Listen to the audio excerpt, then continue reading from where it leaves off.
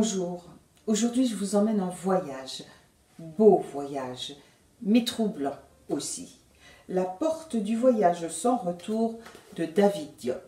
Alors c'est un roman historique qui nous raconte la jeunesse de Michel Adanson, qui était un botaniste du XVIIIe siècle, du siècle des Lumières, et qui dans sa jeunesse a vécu 5 ans au Sénégal. Il a fait ce voyage pour y découvrir des nouveaux spécimens, espérant par là gagner beaucoup de renommée. Et au soir de sa vie, eh bien, il relate ce voyage à sa fille, il l'écrit pour le transmettre, et il retrouve sa jeunesse, son innocence, la façon dont il est arrivé dans ce pays qu'il ne connaissait pas, pays colonisé où sévissait un terrible trafic d'esclaves. Et d'ailleurs, on lui en donne un d'esclaves. Et avec lui, il commence à sillonner le pays dans sa quête et découvre toutes les violences subies par la population.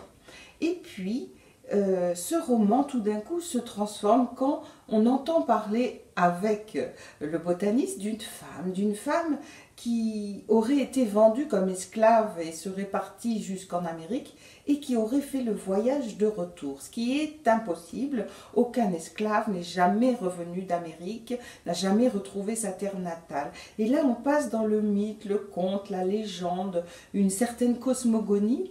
Et par là, le tour de force de cet auteur, qui est lui-même franco-sénégalais, c'est de nous faire épouser la conception des Africains. On entre vraiment dans l'âme du pays, si l'on peut dire.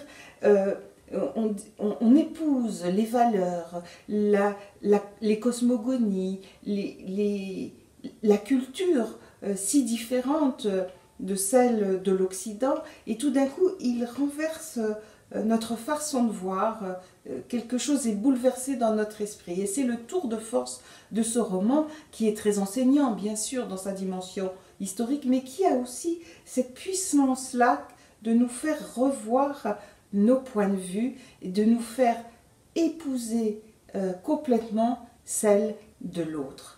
Voilà, c'est très fort. Pour cette raison, c'est aussi une magnifique écriture, très poétique, du mythe, du rêve.